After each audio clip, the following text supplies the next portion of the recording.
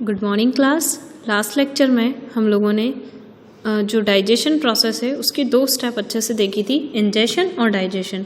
Ingestion को फिर से रिपीट कर देती हूँ मैं कि taking food inside the mouth, that means food को अंदर लेना मुंह के अंदर और उसे चबाकर पेस्ट बनाना, जिसमें ये जो अंदर की स्पेस होती है वो ब्यूकल कैविटी कहलाती है, जिसके अंदर सलाइवरी ग्लैंड होती है।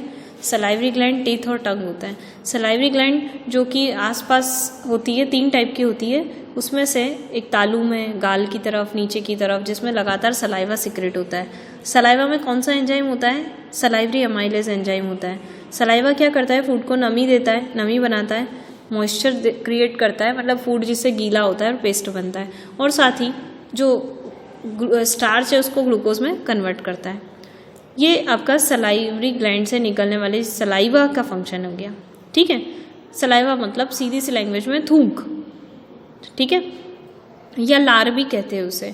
दूसरा है टीथ। टीथ उस खाने को चबाकर छोटे छोटे टुकड़े करते हैं, टीयरिंग है, ग्राइंडिंग है, कटिंग है, ये वर्क करते हैं। और टंग क्या करती है? टंग सलाइवा और फूड को मिक्स करके उसे नमी वाला या सॉफ्ट बनाती है, और साथ ही उसको स्वेलिंग करने का काम भी करते हैं। यहाँ से जब उसे स्वेल करना है या उसे निगलना है तो ये टंग ही हेल्प करती है। ठीक है, इसके अलावा टंग साउंड भी बनाती है, साथ में फूड का टेस्ट लेने का काम भी करती है। ठीक है, टंग के अंदर टेस्ट बड भी होती है। नाउ फेरिंग्स की बात करते हैं तो फेरिंग्स यहाँ पर फनल शेप या कप शेप जैसा होता है, जो दोनों के रास्ते क्लियर करता है। किसके? मुंह से भी और नाक से भी। कई बार मैंने आपको बताया होगा नाक बंद कर देते हैं, तो आप जब नाक बंद करते हैं तो मुंह से सांस लेने लग जाते हैं, तो उस समय ये जो फेरिंग्स है ये दोनों का ही कनेक्शन दे रहा है। किसका? माउथ का और नोज का। ठीक, तो एक तरह से विंड पाइप जहाँ से शुरू होती है फेरिंग से, और यहाँ से हम पढ़ेंगे ईसोफेगस। मतलब ऐसे तो यहाँ 2 पाइप होती है, एक तो विंड पाइप होती है, तो यहाँ अभी रेस्पिरेटरी सिस्टम नहीं पढ़ रहे हैं हम लोग। रेस्पिरेटरी सिस्टम पढ़ेंगे तब हम केवल विंड की बात करेंगे, हवा की, कैसे हवा अंदर जाती है और कैसे रेस्पिरेशन होता है। अभी हम डाइजेस्टिव सिस्टम पढ़ रहे हैं, इसलिए मैंने यहाँ से एक पाइप गायब कर दी है। ठीक है, सिर्फ पूरी बॉडी का मैं वही पार्ट दिखाऊंगी जो डाइजेस्टिव सिस्टम में हेल्प होता है, वही ऑर्गन हम देखेंगे। इसलिए यहाँ पर 2 पाइप होती है, बट मैं अभी आपको सिर्फ एक फूड पाइप ही बना रही हूँ, ईसोफेगस बना रही हूँ। ठीक है, ये पाइप का क्या वर्क है? ये पाइप के थ्रू फूड माउथ से कहाँ आता है? स्टमक के अंदर आता है। ठीक है, तो एक पॉइंट और नोट कीजिए कि ये जो ईसोफेगस है, यहाँ पर कौन सा मूवमेंट होता है? ब्रैकेट में लिख लीजिए, पेरिस्टॉलसिस मूवमेंट होता है।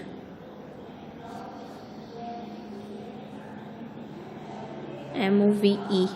ठीक है, पेरिस्टॉलसिस मूवमेंट होता है। ये ब्रैकेट में बनाने से क्या है, जब इसका स्क्रीनशॉट ले लीजिएगा पूरे डायग्राम का, तो जितने भी पॉइंट्स हमने लिखे हैं आपके यहीं के यहीं सारे पॉइंट क्लियर हो जाएंगे। ठीक है, कुछ नहीं छूटेगा इसमें से, ऑब्जेक्टिव भी इन्हीं में से बनता है। तो ईसोफेगस यानी फूड पाइप होता है। फूड पाइप में फूड किस तरह से नीचे आता है, तो इसे हम कहते हैं पेरिस्टॉलसिस मूवमेंट। पेरिस्टॉलसिस मूवमेंट क्या होता है? जिसमें आपने देखा होगा कि जब कोई ग्लैंड है या यहाँ पर ही छोटा सा ऐसे बना देते हैं कि कुछ इस तरह से ये पाइप सीधी ना होकर कॉन्ट्रैक्शन रिलैक्शन होता रहता है। ठीक है, ऐसा जब खाना यहाँ पर है तो ये वाला हिस्सा दबता है और अगला वाला थोड़ा सा चौड़ा होता है। जब ये दबेगा तो प्रेशर कहाँ बनेगा? नीचे की तरफ, और फूड यहाँ से खसक कर नीचे चला जाएगा। थोड़ा सा इसे अच्छे से देखते हैं कि मान लीजिए ये अभी ऐसा है, यहाँ से माउथ से फूड आया, अभी यहाँ पर है। नेक्स्ट स्टेप में ये यहाँ से दबे और अभी आगे का हिस्सा क्या है? थोड़ा सा सकड़ा है। नेक्स्ट स्टेप में ये वाला इस तरह से दब जाएगा, दबेगा तो ये फूड को स्पेस चाहिए, स्पेस चाहिए तो एक फोर्स कहाँ लगेगा? आगे की तरफ। ठीक है, और ये दबेगा तो अगला वाला जो दबा हुआ था वो इस तरह से खुलेगा। तो इस तरह से कॉन्ट्रैक्शन रिलैक्शन होता रहता है, और फूड को नीचे की तरफ फोर्स आता है और फूड नीचे चला जाता है। ठीक है, यहाँ कोई स्पेशल मैकेनिज्म नहीं है, ये पेरिस्टॉलसिस मैकेनिज्म है, जिसमें मसल कभी कॉन्ट्रैक्ट होती है, कभी रिलैक्स होती है, जिसके कारण फूड को ऑटोमेटिक फोर्स लगता है और वो नीचे की तरफ आता है। ठीक है, कई बार जब इसका रिवर्स प्रोसेस नहीं होती है, रिवर्स होना दैट मीन्स वॉमिट होना।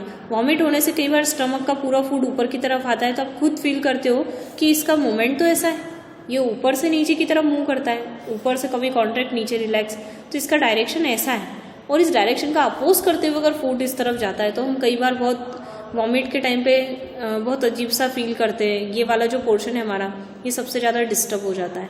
ठीक है, क्योंकि यहाँ पर मूवमेंट नीचे की तरफ है और फूड हमेशा उल्टा जा रहा है, ठीक है, वॉमिट के टाइम पे, तो तब ऐसा फील हमें होता है। जनरली तो फूड जब नीचे जाता है तो ये इसका डायरेक्शन बिल्कुल करेक्ट बनता है, ठीक है।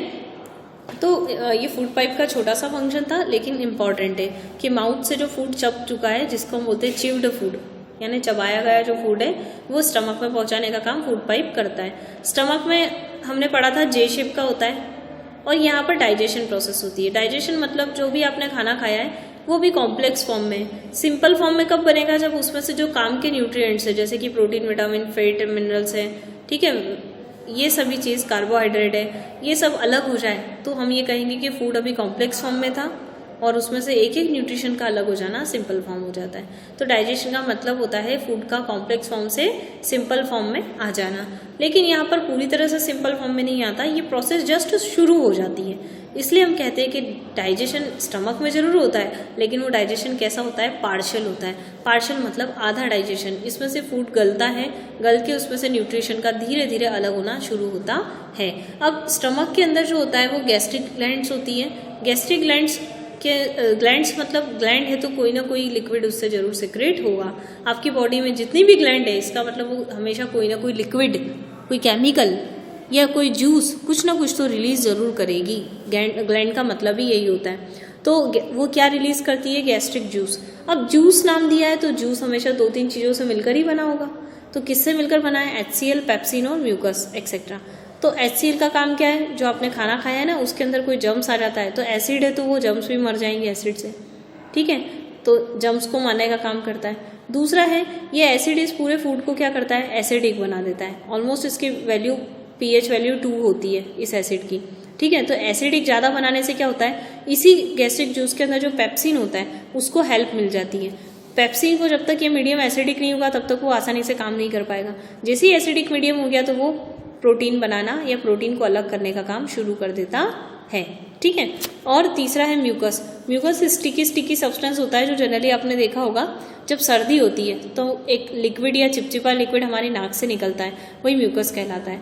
तो ये म्यूकस क्या करता है, जब स्टमक में फूड नहीं है तो एसिड क्या करता है, इस स्टमक की वॉल को जलाना शुरू करता है। जलाना मतलब इसमें छाले हो जाते हैं एसिड के कारण, क्योंकि आपने देखा होगा हमारे पेट में सबसे स्ट्रॉन्ग एसिड है H2SO4 सल्फ्यूरिक एसिड होता है जो सबसे स्ट्रॉन्ग है, और सेकेंड नंबर पर HCl होता है। तो HCl भी काफ़ी स्ट्रॉन्ग एसिड में ही काउंट होता है। तो ये स्ट्रॉन्ग एसिड जो है ये हमारे पेट की जो या स्टमक की अंदर की जो वॉल होती है उसमें छाले कर देते हैं, जिन्हें अल्सर कहते हैं। तो इसके कारण ये म्यूकस क्या करता है, ये म्यूकस स्टिकी होता है और मोटा होता है, थोड़ा सा चिकना सा, तो ये इसकी स्किन पे ऐसे जम जाता है जो इस पर छाले होने से बचाता है, खासकर तब जब हम लोग भूखे होते हैं या हम खाना नहीं खाते, ठीक है। तो यहाँ पर डाइजेशन कर लिया, यहाँ पे फूड थोड़ा सा ब्रेक हो चुका है और उसमें से डाइजेशन होना शुरू हो चुका है, ठीक है। अब हम सिंपल डायग्राम के थ्रू देखेंगे कि यहाँ से फूड कहाँ जाता है, स्मॉल इंटेस्टाइन में। स्मॉल इंटेस्टाइन में अभी आप ये समझिए बिल्कुल सीधा ऐसे गया, और स्मॉल इंटेस्टाइन में जाने के बाद इंटेस्टाइन जो होती है वो काफ़ी लंबी होती है, ऐसी पतली पतली सी आंतें होती है, मस्कुलर है पूरी, इस तरह से अरेंज होती है। बहुत कम स्पेस में ये सारी आंतें अरेंज होती हैं, एक दूसरे के काफ़ी पास पास होती है। मैंने तो यहाँ गैप बनाई है, बट रियलिटी में तो इतनी भी गैप नहीं होती है, बहुत आपस में एक दूसरे के पास पास होती है, लचीली होती है, 6 से 7 मीटर लंबी होती है। लेकिन हम ये कहेंगे कि हर ऑर्गेनिज्म में ये अलग अलग होती है। उसका कारण क्या है, क्योंकि किसी ऑर्गेनिज्म में फूड को डाइजेस्ट करने में टाइम ज़्यादा लगता है तो ये बड़ी भी हो सकती है, ठीक है, क्योंकि बचा हुआ जो फूड है जो यहाँ डाइजेशन हुआ, यहाँ पर आके वो डाइजेशन पूरा होने लग जाता है। यहाँ पर कंप्लीटली फूड से सारे न्यूट्रिशन अलग हो जाते हैं, और यही वो जगह है जहाँ से अलग होने के बाद वो न्यूट्रिशन ब्लड के थ्रू पूरी बॉडी की सेल तक डिस्ट्रीब्यूट हो जाते हैं। तो ये जितनी लंबी होगी उतना डाइजेशन प्रोसेस क्या होगा, न्यूट्रिशन डाइजेस्ट होने में ज़्यादा अच्छा टाइम मिल जाएगा। तो कुछ फूड ऐसे होते हैं ना जिन्हें डाइजेस्ट होने में या जिनसे न्यूट्रिशन निकलने में टाइम लगता है, तो इसका रास्ता भी काफ़ी लंबा होता है। तो आंतों की जो लंबाई होती है, इंटेस्टाइन की जो लंबाई होती है, वो हर एक ऑर्गेनिज्म में उनके फूड कैपेसिटी या फूड लेने की जो हैबिटेट है उनका, जहाँ पे वो फूड लेते हैं। जैसे हम लोग क्या है, हम लोग ह्यूमन बींग है, तो हम लोग जो क्या खाते हैं, खाना वगैरह खाते हैं, फ्रूट्स खाते हैं, है ना, सारे अनाज खाते हैं और सब्जियां खाते हैं। तो उस हिसाब से हमारी जो इसकी लेंथ है वो 6 से 7 मीटर लंबी होती है। लेकिन इसकी जगह अगर हम घास खाने लग जाएंगे तो घास के अंदर होता है सेल्यूलोज। सेल्यूलोज को डाइजेशन होने में टाइम लगता है, ठीक है, तो वो इतनी जल्दी इसमें से क्रॉस होते हुए डाइजेशन नहीं कर पाएगा, ठीक। तो इस तरीके से हर एक ऑर्गेनिज्म अपने अपने खाने के अकॉर्डिंग, अपने फूड हैबिट के अकॉर्डिंग उनकी लेंथ ये जो है वो डिपेंड करती है, ठीक है। तो हम देखेंगे कि हर्बीवोरस जो होते हैं घास खाने वाले जो एनिमल्स होते हैं, ठीक, वो क्या होता है, उनकी जो ये इंटेस्टाइन होती है वो काफ़ी लंबी होती है क्योंकि सेल्यूलोज डाइजेस्ट करने में टाइम लगता है। कार्निवोरस क्या होता है, वो किसी छोटे मीट खाते हैं, डायरेक्ट किसी का मांस खाते हैं, तो वो मांस ऑलरेडी क्या है, वो किसी की बॉडी के अंदर के न्यूट्रिएंट्स ही तो हैं, तो उसे डाइजेस्ट होने में कम टाइम लगता है, इसलिए उनकी जो आंतें होती है वो छोटी होती है, ठीक है। तो स्मॉल इंटेस्टाइन क्या करता है, एक ऐसी स्ट्रक्चर है जो आपकी बैली बोलते हो ना, जो बाहर से आपको बैली दिखाई दे रही है, जो सॉफ्ट सॉफ्ट लचीली होती है, ठीक है, एक्चुअल वो बैली ये है, ठीक। ये बैली के अंदर ही आंतें होती है जिसके कारण ये थोड़ा सा बाहर से स्ट्रक्चर हमें बहुत सॉफ्ट दिखाई देती है, ठीक। इसका एक एंड तो ऊपर जुड़ा है और दूसरा एंड यहाँ पर लास्ट में लार्ज इंटेस्टाइन से जुड़ा होता है। लार्ज इंटेस्टाइन कुछ इस तरह से होती है, इसके चारों ओर ऐसी होती है, बीच में तो ये है, आसपास ऐसे अरेंज होती है,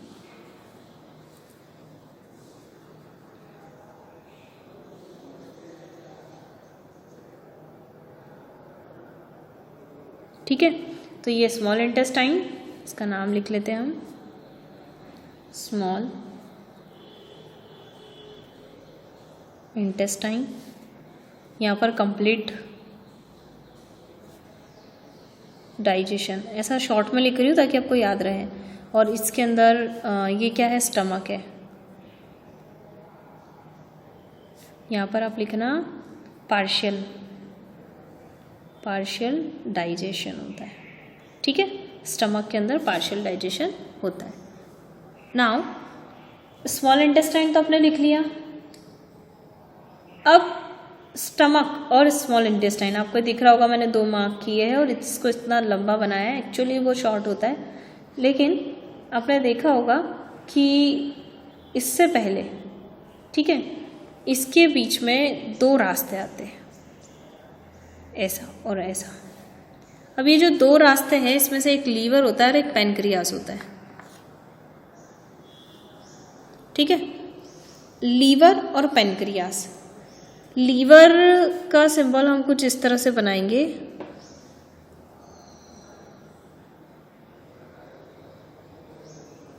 ऐसा, और एक होता है पैनक्रियास।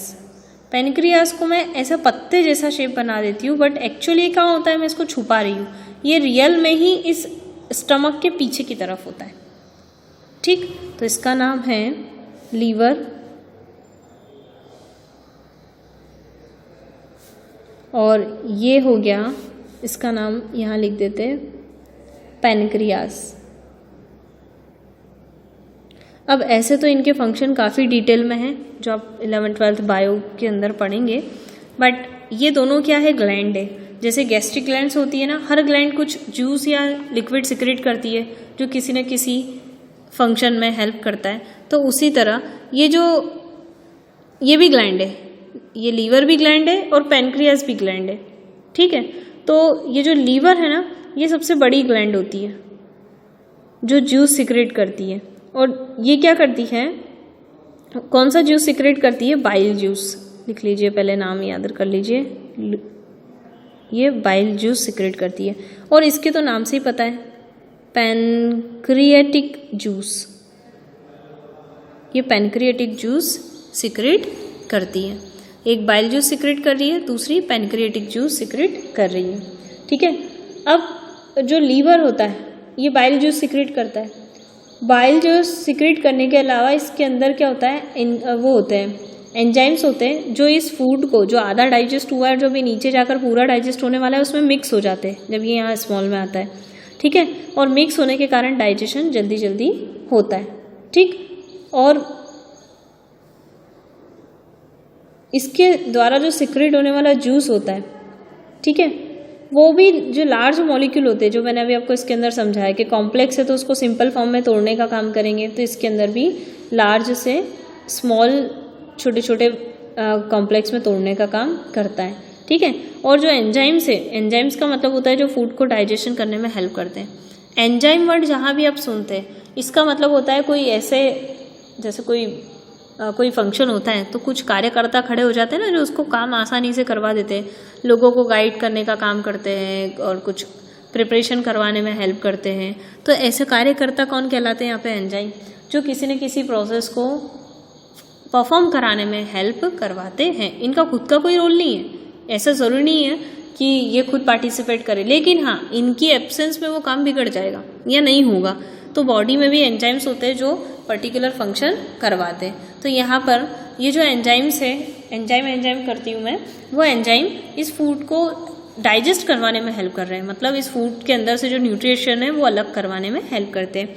तो लीवर भी जो बाइल जूस सिक्रेट कर रहा है, वो बाइल जूस के अंदर भी एंजाइम्स होंगे जो हेल्प करते हैं। और पैनक्रियाज में पैनक्रेटिक जूस होता है, उसके भी एंजाइम हेल्प करते हैं। कौन कौन से एंजाइम होते हैं? तो यहाँ पर अमाइलेज, ट्राइप्सिन और लाइपेज एंजाइम होते हैं, ठीक है। ये तीनों एंजाइम पैनक्रेटिक जूस से रिलीज होते हैं। मैं आपको अलग से नोट भी करवा दूंगी ताकि आप इजीली इसे पढ़ सकें। अभी आप इतना याद रखिए कि ये दोनों एंजाइम मिलाकर इस पार्शियली डाइजेस्ट फूड को कहाँ डालते हैं? स्मॉल इंटेस्टाइन के अंदर। स्मॉल इंटेस्टाइन में इतने लंबे रास्ते से गुजरते गुजरते ये जो फूड है ना, इसमें दो एंजाइम मिक्स हो चुके हैं। तो वो एंजाइम मिक्स होते होते उसके अंदर सारे जो न्यूट्रिशन थे वो धीरे धीरे अलग हो जाते हैं। अब न्यूट्रिशन अलग हो जाते हैं और बचा हुआ फूड खसकता हुआ कहाँ इकट्ठा हो जाता है? आखिरी एंड पर, यहाँ पहुँच गया। और यहाँ से कहाँ इकट्ठा हो गया? बड़ी आंत में। ये क्या है? लार्ज इंटेस्टाइन, ठीक है। अब जब फूड के न्यूट्रिशन यहाँ से निकल चुके हैं और फूड बचा हुआ जो वेस्ट है, जिसमें से न्यूट्रिशन निकलने के बाद जो बचे हैं, उसे हम फीसेस कहते हैं, ठीक है। तो फीसेस जो होते हैं, ठीक, वो फीसेस नीचे आते हैं और नीचे आकर बड़ी आंत में इकट्ठे हो जाते हैं। बड़ी आंत में इकट्ठे होकर धीरे धीरे बॉडी से वो क्या हो जाते हैं? आउट हो जाते हैं, क्योंकि उसका कोई काम ही नहीं है। लेकिन जो न्यूट्रिएंट्स इसके अंदर छुपे हैं, इस आंत के अंदर, जब ये फूड से अलग हो चुके थे तो फूड तो नीचे आ गया, वेस्ट फूड, पर न्यूट्रिएंट्स का क्या हुआ? तो न्यूट्रिएंट्स के यहाँ इसके अंदर ये जो इंटेस्टाइन है ना, इसकी वॉल मैं आपको बनाकर बताती हूँ। इसकी वॉल कुछ ऐसी होती है, ऐसी ये फिंगर होती है ना हमारी, उंगलियाँ कैसी होती है? ऐसी उंगलियों जैसी होती है। जैसे आपको ऑरेंज है, ऑरेंज की स्किन कैसी प्लेन दिखाई देती है, पर माइक्रोस्कोप से देखोगे तो आपको थोड़ी सी रफ स्किन होती है। सेम उसी तरह इसको भी आप जब जूम करके देखेंगे तो इसकी स्किन ऐसी होती है, ठीक है। और इसके आसपास, इसके ऊपर ब्लड वेसल होती है, ठीक। तो ये क्या करते हैं? ये इस तरह से, ये जो न्यूट्रिएंट्स इसमें से फूड पास हो रहा है और फूड से जो न्यूट्रिशन निकला है वो कार्बोहाइड्रेट, प्रोटीन, फैट, विटामिन सब एक लिक्विड के फॉर्म में होते हैं, अलग हो जाते हैं। वो सारे इसके अंदर फील होते जाते हैं और फूड आगे की तरफ चलता जाता है। इसके अंदर फील होते हैं तो जब इसके आसपास जो ब्लड वेसल है वो इसे एब्जॉर्ब कर लेती है। इसलिए यहाँ पर जो प्रोसेस होती है उसे हम स्मॉल इंटेस्टाइन में कौन सी प्रोसेस होती है? तो ये यहाँ से यहाँ तक की प्रोसेस कहलाती है एब्जॉर्प्शन। ये जो इसकी तीसरी स्टेप है, एब्जॉर्प्शन, ठीक है। तो एब्जॉर्प्शन क्या है? एब्जॉर्प्शन में taking of nutrients through taking of nutrients from small intestine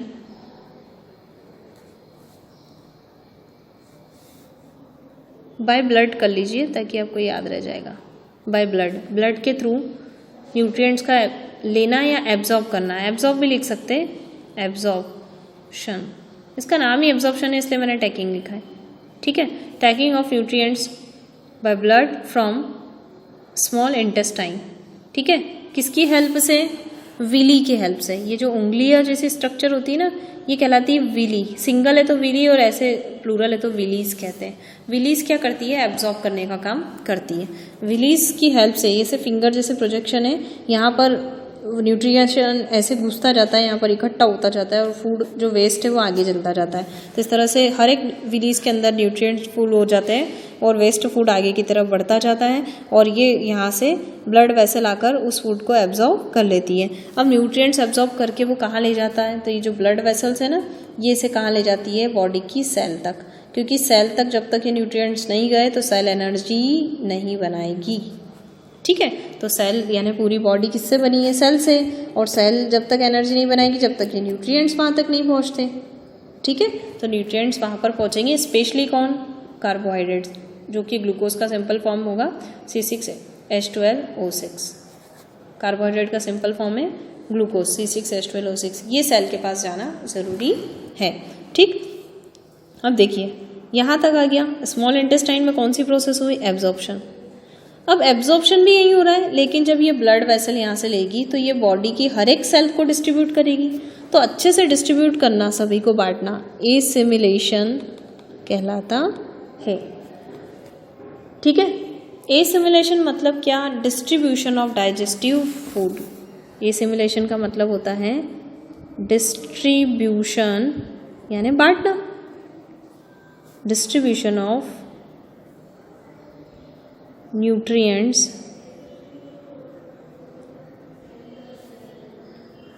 to various cells of body. Body की हर एक सेल को डिस्ट्रीब्यूट करना एसिमिलेशन कहलाता है। तो इसी जगह पे मैं लिखे आ रही हूँ, लेकिन एक्चुअल एसिमिलेशन कहाँ हो रहा है, जब यहाँ से एब्जॉर्प्शन हो चुका है तो पूरी बॉडी में डिस्ट्रीब्यूट करना न्यूट्रिशन को, वो एसिमिलेशन कहलाता है। अब देखिए ये तो काम हो गया, बॉडी तक न्यूट्रिशन चला गया, पर जो वेस्ट फूड है वो यहाँ तक आ गया। यहाँ पर आने के बाद वो लार्ज इंटेस्टाइन में आ गया। लार्ज इंटेस्टाइन में आने के बाद लार्ज इंटेस्टाइन उसे स्टोर कर लेती है और स्टोर करने के बाद आखिरी में यहाँ पर पहुँचा देती है। ये कहलाता है रेक्टम। रेक्टम क्या होता है, फूड को बाहर होने से पहले स्टार्टिंग में यहाँ इकट्ठा हो जाता है, जिससे आपकी बॉडी पे एक प्रेशर फील होता है और उस प्रेशर से ही आप समझते हैं कि अब ये फूड इस बॉडी से आउट होने वाला है। ठीक है, तो सिंपल लैंग्वेज में अगर कहे तो आपको फ्रेश होने जाने से पहले जो फीलिंग आती है, जिससे आपको पता चलता है कि मुझे फ्रेश होना है, मुझे बॉडी से इस वेस्ट को आउट करना है, तो वो यही रेक्टम से आती है, क्योंकि यहाँ पर वो इकट्ठा हो जाता है। इकट्ठा हो यानी बॉडी से बाहर होने के पहले एक स्पेस बन जाती है, एक जगह होती है जहाँ वो फीसियल मैटर, इसे हम क्या कहेंगे, यहाँ पर जो इकट्ठा हो जाता है फीसेस कहते हैं, और ऐसे फिकल मैटर कहेंगे, ऐसे उसे फीसेस कहते हैं। ठीक है, तो फीसल मैटर कहेंगे जो टेम्परेरीली इकट्ठा हुआ है और बाद में वो इस एनस से, ये रास्ता क्या होता है, एनस। एनस वो जगह होती है बॉडी की जो जहाँ से सारा फूड आउट हो जाता है। ठीक है, तो ये आखिरी वाला जो प्रोसेस है ये कहलाता है इजेशन। ठीक है, ये जो प्रोसेस है ये इजेशन होता है।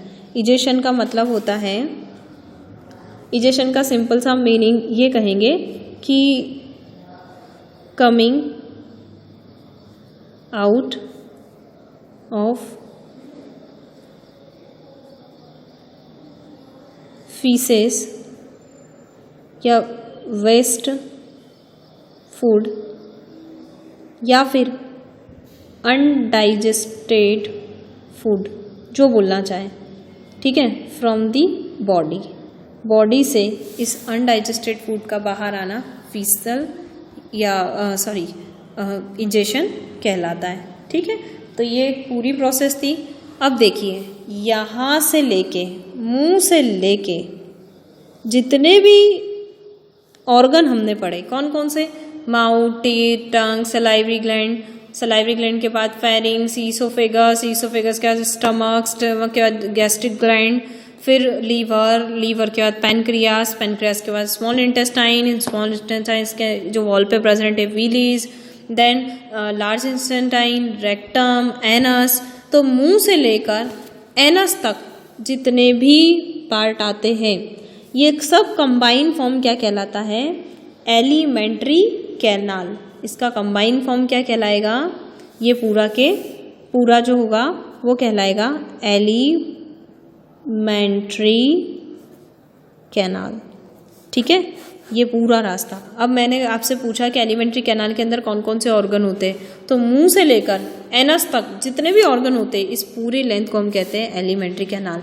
जहाँ पर खाना अंदर गया से लेके डाइजेस्ट हुआ, डाइजेस्ट से लेकर सिंपल फॉर्म में ब्रेक हुआ, ब्रेक होकर न्यूट्रिएंट्स निकले, न्यूट्रिएंट्स ब्लड के अंदर गए, ब्लड ने पूरी बॉडी की सेल को डिस्ट्रीब्यूट किए और वेस्ट प्रोडक्ट आउट हुआ।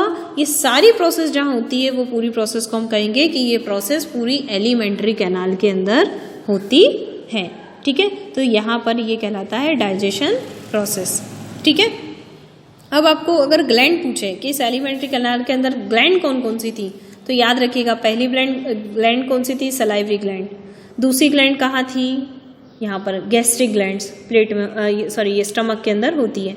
तीसरी लीवर ग्लैंड, चौथी पैनक्रिएटिक ग्लैंड, और पांचवी कौन सी ग्लैंड है, जो मैंने कहा ना कि बचा हुआ डाइजेशन यहाँ होता है, तो यहाँ पर स्मॉल इंटेस्टाइन के नीचे ही यहाँ पर लिख लेना इंटेस्टिनल ग्लैंड। ठीक है, जो पूरा और डाइजेशन करने में हेल्प करती है। तो ग्लैंड्स कितनी हुई पूरी एलिमेंट्री कैनाल की, अलग से लिख लीजिए। सलाइवरी ग्लैंड जो कुछ ना कुछ सिक्रेट करती है, जूस है, एंजाइम्स है। ठीक है, इन सब का काम ही यही है जो पूरे डाइजेशन प्रोसेस में हेल्प करती है। इनमें से एक भी नहीं सिक्रेट होगा ना तो डाइजेशन प्रोसेस डिस्टर्ब हो जाएगी। ठीक है, लीवर, इंटेस्टिनल ग्लैंड्स, और पांचवा है आपका पैनक्रिएटिक। ठीक है, इसमें तो आपको मैंने पूरा अच्छे से समझा दिया।